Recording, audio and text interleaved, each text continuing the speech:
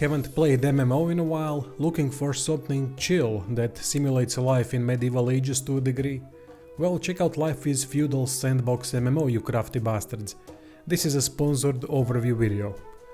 It recently relaunched and there are plenty people playing already. Reliance on social interaction make this complex game a lot easier with an option to be a bad guy and just rob everyone to get what you want. Maybe form a group of bandits with your mates to rob villages, cities and whatnot.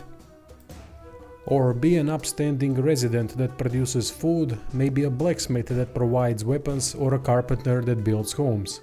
There are plenty of options to cater the experience to your liking. In the description there is a link to 7 days free trial, so check it out. Maybe it scratches that survival and crafting itch. So how does the game work? It emphasizes crafting heavily and makes players think how to approach next objective. There are no quests or anything like that, you create your own goals. At first it is simple, you are nothing and have nothing. Player starts hungry and with basic foraging abilities they need to survive by eating berries and plants. From there on out, bit by bit progression happens.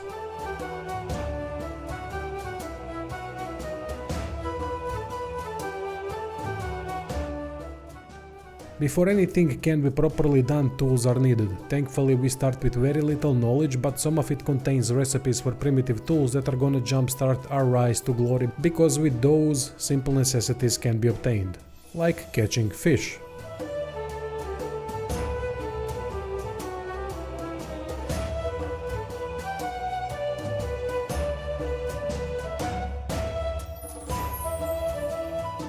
However, we can't eat raw fish because we are not Gollum and this isn't Lord of the Rings. Instead, fire needs to be built.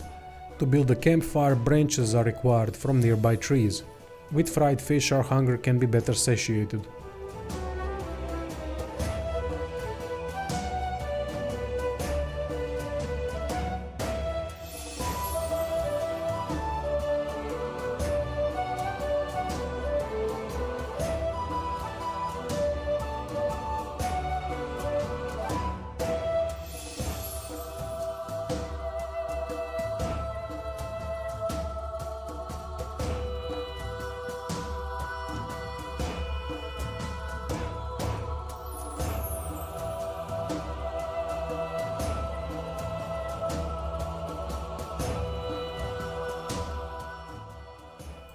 Another way is to gather rocks and start hunting hares and smaller prey because they give game meat.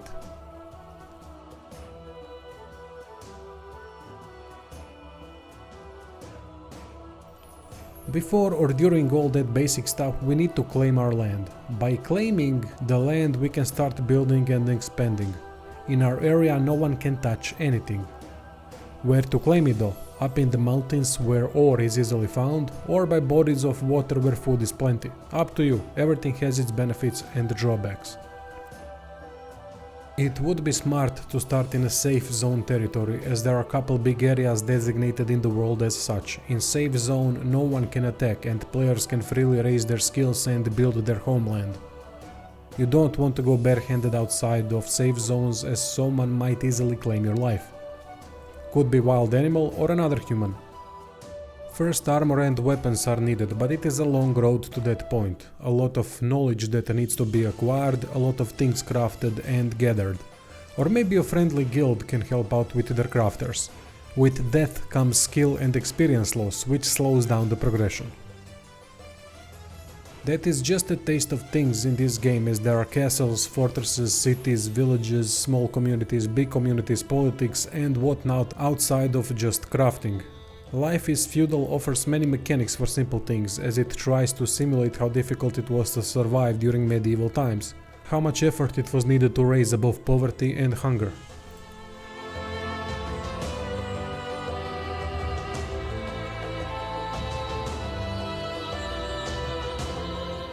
Eventually, player becomes equipped well enough to engage in battles. Life is Feudal uses physics-based combat with directional attacks. I didn't get to experience it yet, but found some footage online to help you get a better understanding on how it works. There is enough variety for different styles like cavalry, footman, assaulter and ranged weapon master. Nothing too fancy, as game tries to emulate medieval times where knights were the highest tier of achievement, gear and skill wise. though I did see player riding a moose, which in my opinion trumps any knight. Moose cavalry, I'll be damned. Combat attacks and damage calculation is based on weapon nodes, as each weapon has its own damage potential that depends on the weapon type and what part of the weapon hit the enemy. There are also combos, pounce and special attacks that spice combat up a bit. Of course, managing stamina is crucial, as it can make you vulnerable briefly if too aggressive. Defensive options are block and parry. Shield can be broken in a fight though, which is a neat realistic mechanic that also prevents full-on defense. Eventually, player gets to a point of guild versus guild fights in instanced combat where structured battles occur. That also means siege battles potentially, where all of the work put in earlier pays off by participating and providing benefits to your castle and the guild.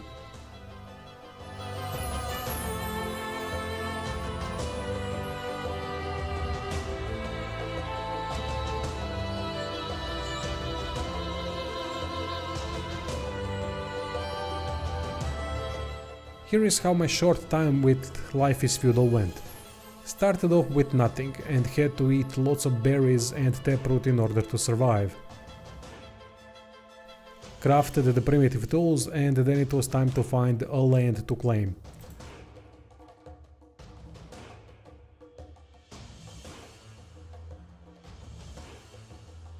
My choice was somewhere near the shore, but that proved to be a more difficult task than I have thought at first, because everyone else had the same idea. One of the reasons is that fish is easier to catch than game with simple stone throws.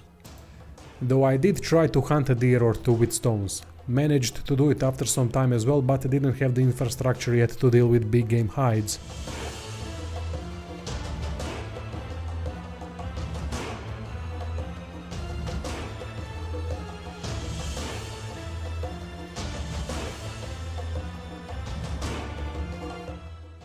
Before even attempting such endeavors, my starving bastard had to be fed, and now that I had a small parcel of land near the water, it could be done in peace with a campfire and caught fish. Everything that you do gives experience, and that is then used to level skills, of which there are plenty with all having tiers too. Thankfully, first essential skills are learned fast.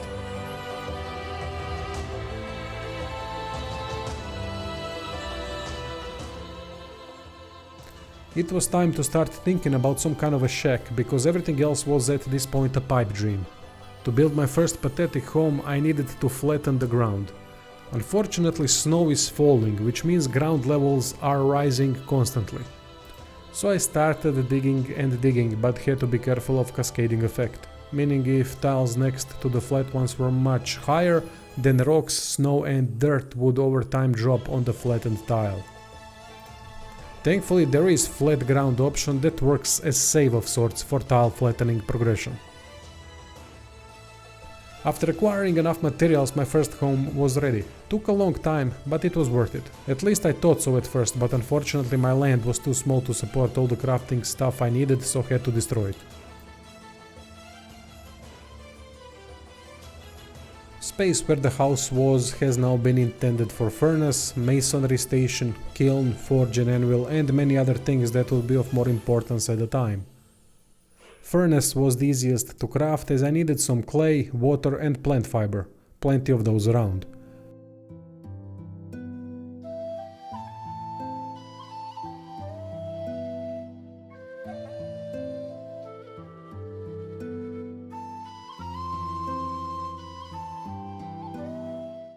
Then to use the furnace I had to find some ore to smelt that is found usually near the mountains.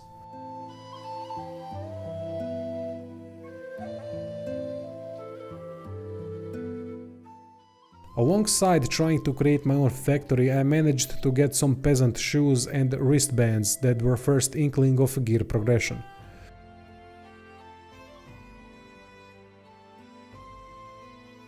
On top of that, first simple bow was crafted as well. This is where my time with the game ended for now.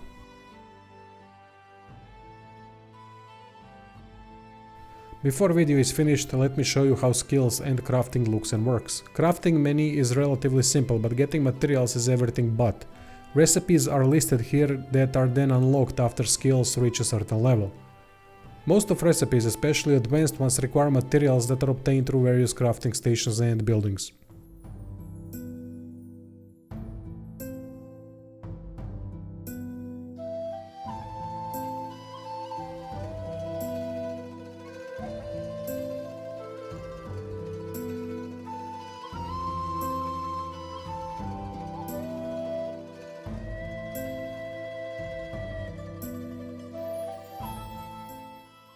Skills have 3 sections. Minor skills are the ones that improve basic functions like swimming, authority, decorations and such.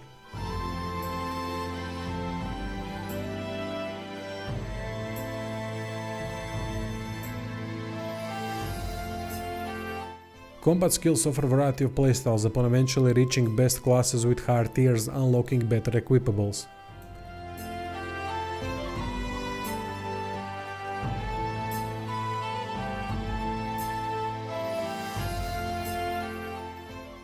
Crafting skills are self-explanatory. That is what you will have to level up first and quickly in order to get to a point of being a sought-after commodity. Be it a specialized blacksmith, carpenter or any other profession, every guild needs help with crafting. Basic function of the game is right-clicking on any tile, which presents many options that get expanded upon learning new skills. Dig, create tunnels, construction, look for animals, edibles and whatnot. Depending on the tile type, there are different look for options, so be aware of that too. I haven't even scratched the surface of all things possible and ways to go about it. Very complex and deep game based around busywork and medieval realism. Check the link in description for 7 days free trial and join the medieval ages to work your way towards a knighthood. Thanks for watching.